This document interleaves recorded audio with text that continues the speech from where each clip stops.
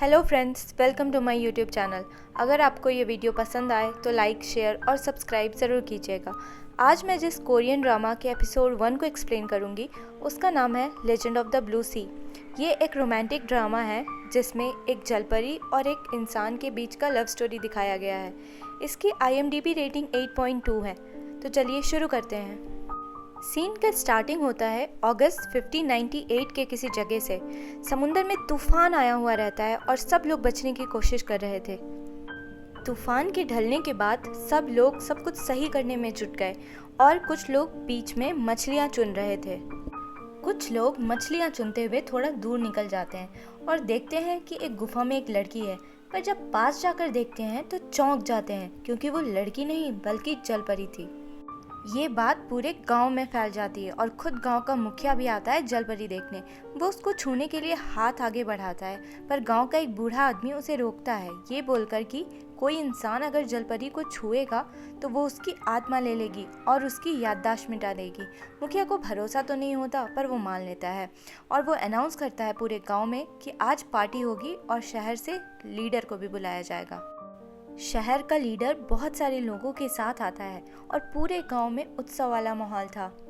मुखिया लीडर की खातिरदारी करता है और फिर उससे पूछता है, आपने जलपरी के बारे में सुना है? वहाँ बैठा एक आदमी बोलता है, जलपरी जब ज़मीन पे आती है तो उसके पाँव आ जाते हैं। तो दूसरा बोलता है, ऐसा बस कहानियों में होता है। मुखिया फिर बालकनी से लीडर को जलपरी दिखाता है और वो बस देखता रह जाता है।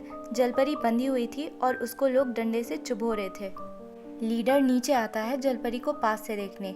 मुखिया से बात करके वो समझ जाता है कि वो जलपरी के साथ कुछ बुरा करने वाला है।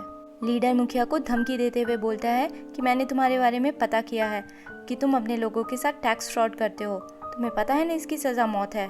ये सब सुन के मुखिया समझ जाता है कि वो फंस चुका है और खुद को बचाने के लिए वो जलपरी लीडर को सौंप देता है। लीडर जलपरी को समुंदर में ले जाकर आज़ाद कर देता है। जलपरी पानी से निकलकर उसे देखती है और उसके पास आती है और अपना हाथ बढ़ाती है। लीडर झुककर जलपरी का हाथ अपने हाथ में ले लेता है। फिर सीधे करंट टाइमलाइन का दिखाते हैं कि एक आदमी बार में एक लड़की से फ्लर्ट कर रहा है और अपना नाम किम बताता है।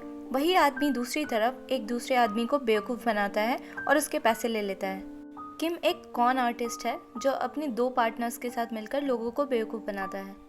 किम अपने पार्टनर्स के साथ एक लॉयर के ऑफिस आता है कॉन करने। वो लोग रिपेयर वाला बनकर अंदर आते हैं। लिफ्ट की तरफ जाते हुए उनको सिक्योरिटी गार्ड रोक कर पूछता है किसी का नाम लेकर कि वो नहीं आया रिपेयर करने, वो तो हमेशा आता है। किम अपने स्किल से गार्ड को हिप्नोटाइज कर देता है और गार्ड को वही आदमी दिखने लग जाता है जिसके बारे में उसने पूछा था। वो लोग एक ऑफिस में आते हैं। उनको पता था कि इस टाइम पे ये खाली रहेगा। कपड़े बदलकर ऑफिस में कुछ पर्सनल चीज़ें सजा देते हैं जिससे खुद का ऑफिस लगने लगता है। किम का एक दूसरा पार्टनर छत पे बैठ के वहाँ के सिस्टम को हैक किया रहता है। ऑफिस में ये लोग बिजी होने का नाटक करते हैं। तभी उनकी टारगेट अंदर आती है। वो लेडी एक बहुत बड़ी कंपनी की मालकिन थी। उसके बेटे का कोई क्लासमेट सुसाइड नोट पे उसके बेटे का नाम लिख दिया था और वो बेटे को बचाने के लिए लीगल एडवाइस लेने आई थी। उस ऑफिस के असली एम्प्लॉयज़ आने वाले होते हैं, पर किम का पार्टनर ट्रैफिक सिग्नल हैक करके उनको वहीं रोकता रहता है। किम उस लेडी को बोलता है कि इस केस में वो उसकी ज़्यादा हेल्प नहीं कर सकता। किम का पार्टनर छत पे से उन्हें ऑफिस खाली करने को बोलता है। वो लेडी लिफ्ट में किम को कन्विंस करने की कोशिश करती है अपना केस लेने के लिए, ये बोलकर कि मेरा एक सीक्रेट अकाउंट है वर्जिन आइलैंड में। किम ऐसा शो करता है कि उसे कोई इंटरेस्ट नहीं, पर बात बात में उसको समझा देता है कि तुम अपना सारा पैसा मेरे जानने के एक आइलैंड अकाउंट में डाल दो और कुछ दिन के लिए गायब हो जाओ। इस तरह से किम उसको बेवकूफ़ बना देता है। काम खत्म होने पर किम और उसके पार्टनर्स कुछ समय के लिए अलग अलग जगह चले जाते हैं। किम एक आइलैंड पहुंचता है। उस आइलैंड के बारे में कहानियां बनी हुई थी कि वहां के पानी में अब भी जलपरी रहती है। पानी के अंदर दिखाते हैं कि एक जलपरी एक चमकती हुई चीज़ के पीछे तैरती जाती है। वो एक ब्रेसलेट था और वो उसे पहन लेती है। तभी पानी के अंदर तूफान सा आता है और जलपरी भागने की कोशिश करती है, पर वो तैर नहीं पाती और बाहर आकर गिर जाती है। जलपरी उठती है तो खुद को नई जगह पे पाती है। सब कुछ उसके लिए नया था। वो इधर उधर देखकर आश्चर्य करती है। वो नीचे देखती है तो उसके पाँव आ चुके थे। वो डर के अपने पाँव देखती है। घबराकर वो स्विमिंग पूल में कूद जाती है तो फिर से उसके पाँव गायब हो जाते हैं। वो स्विमिंग पूल असल में किम के रिसोर्ट का था। जब वो बाहर आता है तो उसे देखकर जलपरी पानी में छुप जाती है। किम अपने बेड पे सो रहा था कि जोर से आवाज़ होती है। वो डर के उठ जाता है, पूछता है कौन है। बेडरूम से बाहर आता है तो देखता है हर तरफ गंदगी थी, खाने का सामान फेंका हुआ था।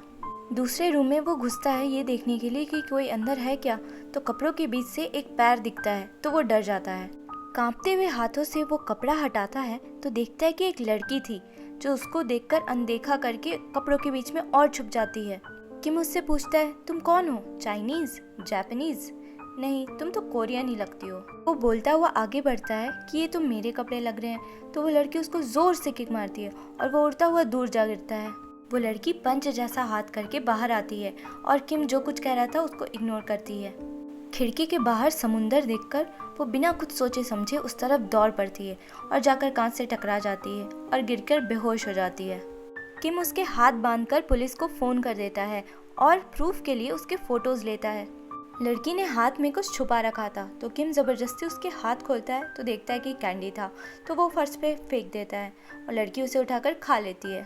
पुलिस वाले आकर उसे हथकड़ी लगाकर ले जाने लगते हैं तो किम उनको बोलता है कि हथकड़ी ज़रूरी है क्या, इसने कुछ चुराया नहीं है, पर पुलिस वाले नहीं सुनते।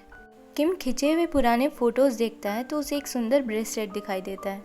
जलपरी पुलिस की गाड़ी से बच्चों जैसे इधर उधर देखती हुई जा रही थी। पुलिस स्टेशन पहुंचकर वो ग्लास डोर से अंदर जाने में डर रही थी तो पुलिस वाला उसे धक्के देकर अंदर करता है। एक्वेरियम में मछलियों को देखकर वो उनको डराने की कोशिश करती है। इधर किम किसी से फ़ोन पे बात करता है उसी ब्रेसलेट के फ़ोटो के बारे में। उसे पता चलता है कि वो ब्रेसलेट 400 साल पुराना है और बहुत ज़्यादा कीमती है। पुलिस वाले जलपरी से पूछ रहे थे कि तुम क्यों गई थी वो रिसोर्ट, क्या चोरी किया है तुमने, पर वो बिल्कुल ध्यान नहीं दे रही थी, बल्कि टिश्यू बॉक्स से टिश्यूज़ निकाल निकाल के खुश हो रही थी। एक पुलिस वाला उस पर ज़ोर से चिल्लाने लग जाता है तो उसको एक पंच मारती है और वो दूर जाके गिरता है। वो खेल खेल में गन उठा लेती है, सब डर जाते हैं, फिर वो गिराकर टिश्यूज़ निकालने लगती है। किम पुलिस स्टेशन आता है तो देखता है कि वो लड़की जेल में सो रही थी। वो पुलिस वाले को बोलता है कि उसे छोड़ दे। पुलिस वाला मना करता है तो किम उसको हिप्नोटाइज करता है और ये बोलता है कि ये तो मेरी वाइफ है।